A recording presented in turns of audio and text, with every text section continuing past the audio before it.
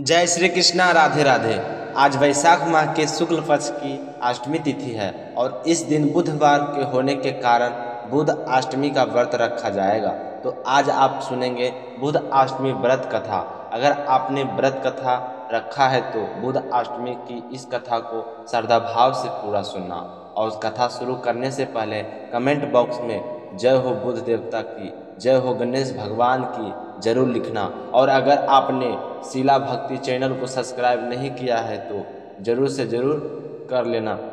इस चैनल पर रोजाना प्रस्तुत होने वाली वैशाख माह की कथाओं को एक बार जरूर सुनना। तो पहली कथा आप सुनोगे गणेश भक्ति जी भगवान की, बोलो जय हो गणेश भगवान की जय हो। एक बार एक नगर की एक मालिन रहती थी। उसके पति की मौत हो गई थी। उस समय उसके 4 साल का एक पुत्र था। उस मालिन की सास बहुत ही कठोर हृदय वाली स्त्री थी। वह अपनी बहू को बहुत ही तकलीफ देती थी। एक दिन सास ने बहू और पोते को घर से निकाल दिया। दोनों रोते रोते एक जंगल में जा पहुँचे। वहाँ जाकर एक बड़े से पेड़ के नीचे बैठ गए। वहाँ से थोड़ी ही दूर पर एक गणेश जी का मंदिर था। वहाँ बहुत सारे लोग दर्शन करने के लिए आ जा रहे थे। दर्शन करने के बाद में गणेश जी को प्रसाद भी चढ़ाते थे। फिर वह प्रसाद सबको बांट देते। इस प्रसाद से ही माँ बेटी वहाँ पर अपना गुजारा करने लगी। धीरे धीरे वह दोनों गणेश जी के पूजा पाठ में लग गए। एक दिन उन्होंने सोचा कि क्यों ना हम जंगल में फूल लाकर यहाँ पर बेच देते हैं। जो लोग पूजा के लिए आते हैं वह लोग फूल तो खरीदेंगे, जिससे हमारा गुजारा भी अच्छे से चल जाएगा। तो माँ बेटी यह सोचकर रोजाना जंगल से फूल लाते और उनकी माला बनाकर बेचने लगे। साथ ही में पूजा की सामग्री और प्रसाद भी बेचने लगे, जिससे उनकी अच्छी आमदनी होने लगी। गणेश जी की कृपा से आमदनी उनकी बढ़ने लगी। जल्द ही उन्होंने एक मकान बना लिया और एक छोटी सी दुकान भी बना ली। एक दिन राजा की बेटी जो मंदिर में रोजाना पूजा करने के लिए आती थी, उसने मालिन के बेटे को देख लिया। देखते ही राजकुमारी तो उस पर मोहित हो गई और उससे विवाह करने की सोचने लगी। उसने अपने मन की बात अपनी माँ से कही। उसकी माँ ने कहा कि बेटा, यह तो मालिन का बेटा है और तुम एक राजा की राजकुमारी हो। यदि तुमने उससे विवाह किया तो तुम्हारी और तुम्हारे पिताजी की बहुत ही बेइज्जती होगी। लेकिन राजकुमारी पर अपनी माँ की बातों का कोई असर नहीं हुआ। वह तो बस अपनी बात पर अड़ी थी। उसने कहा कि मैंने तो प्रतिज्ञा कर ली है कि मैं तो उसी से विवाह करूंगी। अब माँ तुम ही जाकर राजा को सारी बात बताओ। जैसे ही उसकी माँ ने राजा से कहा, राजा ने मना नहीं किया, विवाह के लिए तैयार हो गई और बड़ी धूमधाम से अपनी बेटी का विवाह मालिन के बेटे के साथ कर दिया। मालिन ने सबसे पहले बेटे बहू को गणेश जी के मंदिर में ले जाकर पूजा पाठ करवाया और गणेश जी का आशीर्वाद लिया। इसके बाद यह बात पूरे नगर में फैल गई कि गणेश जी की पूजा करने से सब तरह के दुख और संकट दूर हो जाते हैं। यह सुनते ही नगर के सारे लोग उस मंदिर में आने लगे, जिससे माली और उसके बेटे की बिक्री और भी अधिक बढ़ गई। और उधर उसकी सास के बुरे दिन आ गए। अन्नदाता उससे रूठ गए और वह भूख से मरने लगी। उसे 2 वक्त का भोजन तो दूर, एक अनाज का दाना भी नसीब नहीं होता था। तो वह अपने ही इस दुखी हाल से परेशान होकर घर छोड़कर निकल पड़ी। रोती रोती उसी गणेश मंदिर पर जा पहुंची। वहां अपनी बहू और पोते को देखकर बोली कि बेटा, मैं बहुत ही दिनों से भूखी हूँ, मुझे रोटी कपड़ा दे दो, इसके बदले में तुम्हारा सारा काम किया करूँगी। तो लड़के को उस पर दया आ गई और उसने काम पर रख लिया। लेकिन उसने अपनी दादी को पहचाना नहीं था। जब मालिन घर आई तो उसने सास को देखा तो देखते ही पहचान गई। वह अपनी सास से बोली कि सासू माँ, आप यहाँ कैसे आए? तो सास ने पोते की तरफ इशारा करते हुए कहा कि मेरी इस सेठ ने यहाँ नौकरी लग गई है। तो बुढ़िया की बात सुनकर उसकी बहू बोली, माँ जी, यह आपका पोता है और यह आपको ही घर है, यह दुकान भी आपकी है। जब आपने हमें घर से निकाला था तब गणेश जी ने हमारी रक्षा की थी। तो बहू की बात सुनकर सास बोली, बेटा मेरी करनी मैंने भोग ली। तो बहू बोली, सासू जी अब आप हमारे यहाँ पर रहिए और पोते का सुख देखो। तो बहू की इस तरह की बात सुनकर उसकी सास की आंखों में आंसू आ गई और सोचने लगी कि मैंने कितना बुरा हाल करके घर से निकाला था। यह भी नहीं सोचा कि यहाँ कहाँ जाएंगे, क्या करेंगे, क्या खाएंगे, और फिर भी आज मेरी बहू कितनी अच्छी है। अगर मेरी तरह होती तो ना जाने कि मेरी कितनी दुर्दशा होती। हे भगवान, जैसा अपने मालकिन को सुख दिया वैसा सुख सबको देना। अब दूसरी कथा सुनेंगे। बुध देवता की जय हो। देवता की एक कथा के अनुसार इल नाम का एक राजा हुआ करते थे। एक बार जंगल में शिकार करने के लिए गए तो एक हिरण का पीछा करते हुए उस वन में जा पहुँचे जहाँ पर भगवान शिव और माता पार्वती जी भ्रमण कर रहे थे। तो उस समय शिव जी का आदेश था कि इस वन में पुरुष अगर प्रवेश करेगा तो वह स्त्री में बदल जाएगा। तो शिव के आदेश अनुसार जैसे ही राजा इल ने वन में प्रवेश किया तो वह एक स्त्री बन गई। तो एक स्त्री के रूप में राजा इल बहुत ही सुंदर दिखाई दे रहे थे। उनके उत्तम स्वरूप को देखकर बुध देव ने उन पर मोहित हो गए तथा उनसे विवाह कर लिया। जिस दिन इल और बुध देव का विवाह हुआ था उस दिन अष्टमी तिथि भी कहा जाता है कि तभी से बुध अष्टमी का पर्व मनाया जाने लगा। अब सुनते हैं बुध अष्टमी व्रत कथा। मिथिला नाम का एक नगरी था। उस नगरी में निमि नाम के एक राजा रहते थे। एक बार बहुत ही भयंकर लड़ाई हुई। उस लड़ाई के अंदर राजा मारे गए। राजा की एक पत्नी थी जिनका नाम था उर्मिला। वो अपने पति के मारे जाने के बाद में राज्य से निकल दी गई। वह निराश होकर इधर उधर भटकने लगी। उसके 2 बच्चे थे, एक बेटा और एक बेटी। वह अपने बच्चों को लेकर अवंती देश चली गई और वहाँ जाकर एक ब्राह्मण के घर में गेहूँ पीसने का काम करने लगी। जब वह गेहूँ पीसते तो थोड़े से गेहूँ चुराकर अपने पल्लू में बांध लिया करती थी और उन्हीं गेहूं से अपने भूख बच्चों का पालन पोषण करती थी।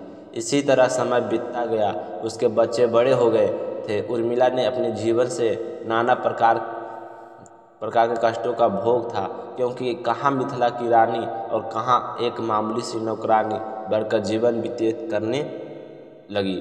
बहुत ही मुश्किल हो गया था। आर्थिक तंगी और मानसिक परेशानी के कारण वह बीमार रहने लगी। बीमार रहते रहते एक दिन वह चल बसी। उर्मिला अपनी मौत से पहले अपने बेटे को सब कुछ बता दिया था। तो उर्मिला का बेटा बड़ा ही साहसी और पराक्रमी था। वह माँ की मौत से थोड़ा दुखी जरूर हुआ, लेकिन उसने दुश्मनों से लड़ाई करके अपने राज को पुनः प्राप्त कर लिया और अपने मिथिला देश में शासन करने लगा। उसकी बहन का नाम श्यामला था। वह भी विवाह योग हो गई थी। श्यामला बहुत ही रूपवती और गुणवती थी। तो उसके विवाह के लिए उसके भाई ने अवंती देश के राजा धर्मराज के पास प्रस्ताव भेजा। तो राजा धर्मराज ने उसके प्रस्ताव को स्वीकार कर लिया और शुभ मुहूर्त देकर उसके बड़े भाई ने बड़ी धूमधाम से अपनी बहन श्यामला और धर्मराज का विवाह करा दिया। श्यामला विदा होकर धर्मराज के साथ अपने ससुराल चली गई। तो धर्मराज ने अपनी पत्नी श्यामला से कहा कि हे प्रिय, तुम सभी काम करना, परंतु जो यह काम 7 कमरे बंद हैं जिन्हें ताले लगे हुए हैं, इन्हें तुम कभी मत खोलना। तो श्यामला ने कहा कि ठीक है, आपकी आज्ञा का पालन करूँगी। तो श्यामला ने अपने पति धर्मराज से तो कह दिया, लेकिन उसके मन में उत्सुकता हो गई कि इन 7 कमरों में ताला लगाकर क्या बंद किया हुआ है। वह घर का सारा काम करती, लेकिन उसका बार बार ध्यान उन्हीं बंद कमरों की ओर जाता रहता। एक दिन धर्मराज अपने किसी कार्य में व्यस्त थे। श्यामला को पता था कि वह शाम तक घर नहीं आने वाले हैं। तो श्यामला ने एक मकान का ताला खोलकर अंदर देखा। अंदर उसकी माता उर्मिला को अति भयंकर यमदूत बांधकर तपते हुए तेल में बार बार डाल रहा था। यह देखकर श्यामला को बहुत ही दुख हुआ। उसने जल्दी से उस कमरे को बंद कर दिया। फिर उसने दूसरा कमरा खोला तो देखा कि वहाँ भी उसकी माँ को यमदूत शिला के ऊपर रखकर पीस रहे हैं और उसकी माता चिल्ला रही है। तो श्यामला को अपनी माता का यह हाल देखकर बहुत ही दुख हुआ और उसने घबराकर उस कमरे को बंद कर लिया। फिर उसने तीसरा कमरा खोला तो देखा कि यमदूत उसकी माता के मस्तक पर कीड़े ठोक रहे हैं और उसकी माता बुरी तरह से चिल्ला रही है। माँ के माथे से खून निकल रहा था। तो यह देखकर श्यामला का कलेजा काँप उठा। उसने उस दरवाजे को भी बंद कर दिया। फिर चौथे कमरे को खोला तो उसके अंदर देखा कि बहुत ही भयंकर श्वान उसकी माँ का भक्षण कर रहे थे और उसकी माँ खून से लूलहान थी। तो श्यामला अपनी माँ की यह हालत देखकर बहुत ही दुखी हो रही थी। फिर उसने उस कमरे का बंद करके पांचवें कमरे का खोला तो देखा कि लोहे की सीढ़ियों से उसकी माँ को प्रेरित कर रहे थे। छठा कमरा खोलकर देखा तो उसकी माँ को कोलू के बीच ईख के समान पेरा जा रहा था। तो उसकी आंखों में आंसू आ गए। उसने छठे कमरे को बंद करके सातवें कमरे को खोलकर देखा तो वह भी उसकी माँ को हजारों कीड़ी भक्षण कर रहे थे। वह खून से लथपथ हो रही थी। तो अपनी माँ का यह हाल देखकर श्यामला को बहुत ही तरस आ रहा था। वह सोच रही थी कि मेरी माँ को ना जाने कौन से जन्म का पाप लगा है। मेरी माँ ने जीते जी नाना प्रकार के मुसीबतों सामना किया है, मरने के बाद भी उन्हें मोक्ष नहीं है प्राप्ति ने ऐसा कौन सा गुनाह कर दिया जिसकी वजह से उनका यह हाल है। तो श्यामला के दिमाग में अपनी माँ के दुर्गति सारे दिन आँखें में के सामने घूमती रही।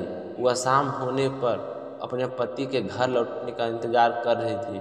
जैसे ही शाम को उसका पति धर्मराज घर आया तो श्यामला ने कहा कि हे स्वामी, मेरी माँ ने ऐसा कौन सा पाप किया जिसकी वजह से यह इस दुर्गति को प्राप्त हुई है। तो श्यामला की बात सुनकर धर्मराज बोले कि हे प्रिय, तभी तो मैंने तुमसे कहा था कि यह सातों कमरे कभी मत खोलना। तुम्हें वहाँ पश्चात सत्ता के अलावा कुछ नहीं मिलेगा। आप अपने हमारी बात नहीं मानी। तो श्यामला ने कहा कि आप मुझे वह कारण बताइए जिसकी वजह से मेरी माँ का यह हाल है। तो धर्मराज कहने लगे कि हे प्रिय, तुम्हारे बचपन में तुम्हारी माता एक ब्राह्मण के घर का अनाज पीसती थी। वह कुछ अनाज दाने चुराकर अपने घर ले जाती थी। उन्हीं अनाज तुम्हारे दोनों भाइयों बहनों का पालन पोषण करती थी। क्या तुम इस बात को नहीं जानती हो जो मुझे पूछ रही हो? यह सब उसी कर्म का फल है। ब्राह्मण का धन अगर सने से भी भक्षण करे तो 7 कुल अधोगति को प्राप्त होते हैं, और अगर कोई व्यक्ति ब्राह्मण के घर का अन्न चुरा कर खाता है तो उसे जब तक सूर्य का चंद्रमा उतारे हैं तब तक नरक से उद्धार नहीं होता। जो गेहूँ इसने चुराए थे वही कृमि बनकर इनका भक्षण कर रहे हैं। इसलिए कभी भी व्यक्ति को ब्राह्मण के घर का अनाज कभी नहीं खाना चाहिए। तो श्यामला दुखी होकर कहने लगी कि हे स्वामी, मेरी माता ने जो भी कुछ पहले किया था वह मैं सब कुछ जानती हूँ। फिर भी आप कोई ऐसा उपाय बताइए जिससे मेरी माता का इस नरक से उद्धार हो जाए। मैं क्या करूं जिससे मेरी माँ को इस नरक से मुक्ति मिल जाए? आप जो कहेंगे वह मैं करने के लिए तैयार हूं। तो श्यामला की बात सुनकर धर्मराज ने कुछ समय तक विचार किया और फिर कहने लगे, हे प्रिय, तुम 7 जन्म पहले ब्राह्मणी थी और उस समय तुमने अपने सखियों के साथ जो बुध अष्टमी व्रत किया था उसका फल संकल्प करके अपनी माता को अगर देती हो तो उन्हें इस नरक से मुक्ति मिल सकती है। तो धर्मराज की बात सुनते ही श्यामला ने बहुत जल्द से स्नान करके अपने व्रत का पुण्य फल स्वरूप संकल्प पूर्वक अपनी माता के लिए दान कर दिया। तो व्रत के फल के स्वभाव से उसकी माता उसी समय दिव्य देह धारण करके विमान में बैठकर अपने पति सहित स्वर्ग लोक को चली गई और बुध ग्रह के समीप स्थित हो गई।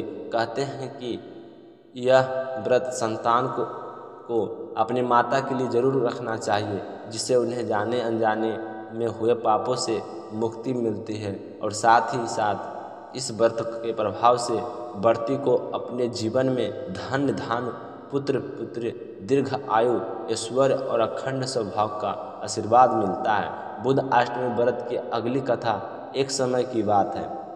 किसी नगर में एक ब्राह्मण रहता था। उसके बुध नाम का बेटा और बुधनी नाम की बेटी थी। वह ब्राह्मण बहुत ही गरीब था, तो उसने पत्नी आजीविका चलाने के लिए आस पड़ोस के कई घरों को आटा पीसती थी। तो उन आटे से थोड़ा सा आटा बचाकर रख लेती। तो उसकी बेटी बुधनी यह सब कुछ देखती थी, तो अपनी माँ को मना करती भी, तुम किसी का आटा चुरा कर मत रखा करो। उसकी माँ नहीं मानती। एक बार बुधनी की माँ ब्राह्मणी कोई काम से अपने मायके चली गई, तो पीछे से बुधनी सबका आटा पीसने लगी, पर वह तो आटा बचाकर बिल्कुल भी नहीं रखती, पीसकर सबका लौटा देती। कई दिन बाद जब उसकी माँ मायके से तो आई, उसने उलाहना दिया कि तू तो हमारा आटा चुरा कर रखती है और तेरी बेटी हमको पूरा आटा देती है। आज से हम तुझसे आटा नहीं पिसवा जाएंगे। तो सबके जाते ही वह बुधनी को मारने लगी और कहने लगी कि जैसा मैं करती थी वैसा तुमने नहीं किया और सबकी नज़रों में मुझे चोर बना दिया। तू मेरी बेटी नहीं हो सकती। अब मैं तेरा विवाह एक कुत्ते से करवा के इस घर से रवाना कर दूंगी। तो बुध भगवान ने सोचा कि बेटी तो सच से है, क्योंकि जब वह अड़ोस पड़ोसियों का आटा पीसी थी तो बचाकर नहीं रखी और खुद भूखी ही रहकर उनका आटा पीसा करती थी। तो भगवान सोचने लगे कि इसका कष्ट तो आज मुझे मिटाना ही पड़ेगा। तो बुध भगवान कुत्ते का रूप धारण करके उनके घर आ गए। उधर बुधनी का माँ अपने बेटों को कहती कि गांव में जाकर तुम्हें जो भी पहला कुत्ता मिले उसे तिलक करके ले आना। तो बुधनी का भाई अपनी माँ के कहे अनुसार वो गांव में कुत्ते को ढूंढने के लिए निकल पड़ा। तो बुध भगवान ने उससे कुत्ते के भेष में मिल गए। तो वह उस कुत्ते को लेकर घर आ गया और उसके तिलक कर दिया। सारे गांव में चर्चा होने लगी कि बुधनी का विवाह एक कुत्ते के साथ हो रहा है। अब बुधनी की माँ गांव में जिस किसी के पास जाती कि मेरी काम में मदद करो, तो सारी की सारी महिलाएं कहती हमें तो फुर्सत नहीं है। तो परेशान होकर बुधनी की माँ बुधनी को मारने लगी और कहने लगी, तो तू तो निर्भाग है, जो तेरे ब्याह का काम कोई नहीं झलता। ऐसा करते करते ब्याह की बेला आ गई और दूल्हा बनकर कुत्ता वहाँ पर पहुँच गया। अब सारे गांव वाले हंसी करने लगी कि बुधनी का ब्याह तो कुत्ते से हो रहा है। तो बुधनी कहने लगी कि हे भगवान, अब मेरी और भी परीक्षा मत लो, सब कुछ मेरी हंसी कर रहे हैं। तो भगवान से बुधनी का दुख देखा नहीं गया। जैसे ही भगवान कुत्ते का रूप धारे तोरण के लिए दरवाजे पर आए, तो उन्होंने अपनी असली रूप धारण कर लिया। तो देखते ही सारे गांव वालों को बड़ा ही आश्चर्य हुआ और सारे भगवान की जय जयकार करने लगे। तो भगवान मुस्कुराते हुए बुधनी के साथ फेरे लेकर बुधनी को विदा करवाकर वहाँ से ले गए। तो वहाँ जाकर बुधनी अपने पति भगवान के साथ खड़े ही आराम पूर्वक रहने लगी। ऐसा करते करते काफ़ी समय बीत गया। एक दिन की बात है। बुधनी की एक सहेली कहने लगी कि मुझे तुम भगवान की चहेती है, फिर भी भगवान तुझे ऊपर कमरे में रखते हैं और नीचे जो 7 कमरे हैं उनकी चाबी नहीं देते। अगर तू अच्छी लगती तो तुझसे कोई चीज़ छुपा कर रखने की क्या बात थी। तो यह बात बुधनी के दिमाग में घर कर आई और भगवान से जिद करने लगी कि स्वामी, मुझे उन 7 कमरों का चाबी तो दो। तो भगवान ने कहा कि बुधनी, तुम्हारे लिए यह अच्छा नहीं होगा। पर फिर भी बुधनी नहीं मानी, जिद करने लगी। भगवान ने उसे चाबी दे दी। बुधनी ने जैसे ही एक कमरे का ताला खोला तो देखा उसकी एक नरक जैसे वातावरण में पड़ी। तो वह तुरंत भगवान के पास जाकर बोली, हे भगवान, मेरी माँ की यह दशा क्यों हुई है। तो भगवान कहने लगे कि यह अपने कर्मों का दुख भोग रही है। तो बुधनी कहने लगे कि आप जैसे जवाई मेरे माँ हैं और मेरी माँ का यह हाल हमारे जिंदा होते हुए हमारी माँ नरक किया यातना भोग रही है। तुम्हें मेरी भक्ति पर का वास्तव तुम मेरी माँ को इस नरक से मुक्त करवाओ। तो भगवान कहने लगे कि बुधनी तेरी भाभी बुध अष्टमी का व्रत करे तो तुम्हारी माँ की यह जून छूट सकती है। तो बुध ने भगवान से आज्ञा लेकर अपने मायके आ गई। उस समय उसकी भाभी के बच्चा होने वाला था, तो वह वहाँ पर कई दिनों तक रुक गई। कुछ दिनों के बाद उसकी भाभी ने बहुत ही सुंदर पुत्र को जन्म दिया। तो वह अपनी भाभी से कहने लगी कि भाभी, मैं तुमसे एक काम कहती हूँ, मुझे उम्मीद है कि भाभी तुम मुझे निराश नहीं करोगी। तो उसकी भाभी कहने लगी, ननद वैसा क्या बात है, तुम मुझे बताओ। तो बुधनी अपनी भाभी की राय जानकर बहुत ही खुश हुई और कहने लगी, भाभी जब मेरे भतीजे का नामकरण हो जाए तो उसके बाद में तुम बुध अष्टमी का व्रत करना, जिससे मेरी माता को और आपकी सास को नरक की यातना से मुक्ति मिल जाए। यह कहते हुए बुधनी ने अपनी माँ की सारी हालत अपनी भाभी को बताई। तो भाभी ने कहा, हाँ हाँ क्यों नहीं, तुम ऐसा करो, बुध अष्टमी का व्रत तक यहीं तक रुक जाओ और मुझे व्रत की सारी विधि बता देना। मैं अपनी सास की मुक्ति के लिए बुध अष्टमी का व्रत जरूर करूंगी। तो बुधनी वहाँ पर रुक गई और जैसे ही बुधवार की अष्टमी तिथि आई तो अष्टमी के 8 व्रत करके 9वें व्रत में उपासना किया, व्रत कथा सुनी, 8 जोड़ा जोड़ी ब्राह्मण को भोजन करवाकर वस्त्र दान दक्षिणा में दिए और हाथ जोड़कर कहा कि मेरे सास ससुर को नरक की योनि से मुक्ति मिले और वहाँ से निकलकर उनका बैकुंठ में वास हो। तो इस तरह बुधनी और उसकी भाभी तीनों ने ये बुध का व्रत किया और अपनी माँ को नरक से छुड़वाकर बैकुंठ का वास दिलवाया। जैसे बुधनी ने अपनी माँ को नरक से छुटवाया, उसी तरह सभी बेटियों अपनी माँ को बैकुंठ का वास दिलाने के लिए इस व्रत को अवश्य करें और व्रत कथा जरूर सुने। बुध देव की जय हो, गणेश भगवान की जय हो। मेरे पीहर और ससुराल सभी अपनी कृपा दृष्टि बनाए रखना।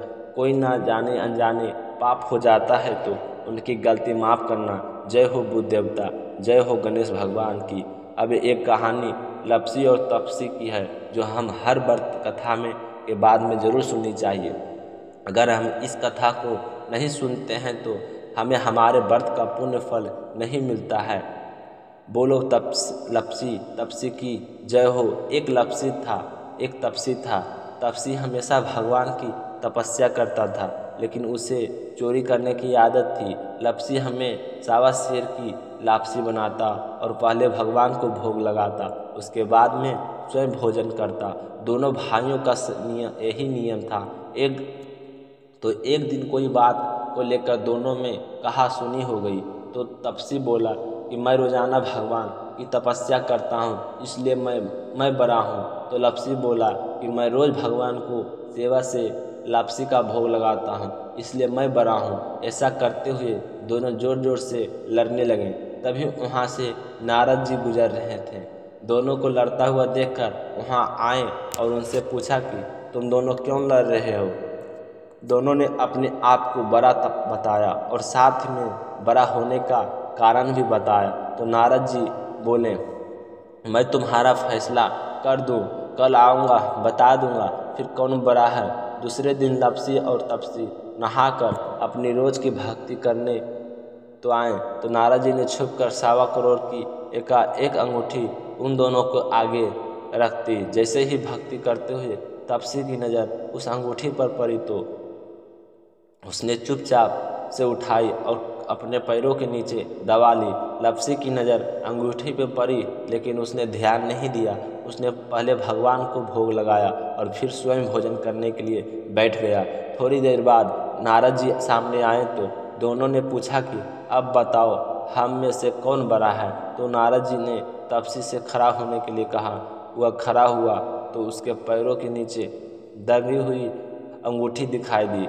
तो नारद जी ने तपसी से कहा, तपस्या तो तुम करते हो, इतनी तपस्या करने के बाद भी तुम्हारी चोरी करने की आदत नहीं गई। ये अंगूठी मैंने ही तुम दोनों के आगे रखी थी। मैं यह देखना चाहता था कि तुम दोनों में से किनके मन में लालच है तो तूने तो अंगूठी दिखाई पड़ते ही झट से अपने पैरों के नीचे दबा ली।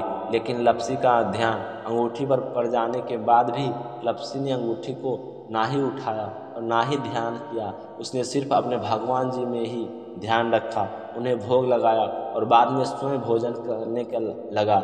इसलिए लप्सी बड़ा है और तुम्हारी तपस्या का कोई भी फल मिलने वाले नहीं है। जितनी चाहे मर्जी तुम तपस्या कर लो, तुम्हें इसका कोई फल नहीं मिलेगा। तो तपसी को बहुत यह सुनकर बहुत ही दुख हुआ और शर्मिंदा होकर नारद जी से माफ़ी मांगने लगा और कहने लगा कि आज तक मेरी गलती माफ़ करो और मुझे बताओ कि मुझे मेरी तपस्या का फल कैसे मिलेगा। आज के बाद कभी भी चोरी नहीं करूँगा। तो नारद जी ने कहा कि यदि कोई गाय और कुत्ते की रोटी नहीं बनाए तो उसका फल तुझे मिलेगा। यदि कोई आदमी ब्राह्मण का भोजन करवाकर उसे दक्षिणा नहीं देगा तो उसका फल तुझे ही मिलेगा। अगर किसी को सूट तिब साड़ी अगर हम देते हैं, उसके साथ अगर भेंट स्वरूप कुछ पैसे नहीं देंगे तो उसका फल भी तुझे ही मिलेगा। अगर कोई व्यक्ति दिए से दिया जलाए तो उसका फल तुझे ही मिलेगा। अगर कोई औरत आंगन लीप कर चौका नहीं लीपे तो उसका फल भी तुझे ही मिलेगा। यदि कोई व्रत कथा में सारी कहानी सुन ले लेकिन तुम्हारी कहानी ना सुने तो उसका फल भी तुझे ही मिलेगा। उसी दिन से हर व्रत कथा और कहानी के साथ लप्सी तपसी की कहानी कही और सुनी जाती है।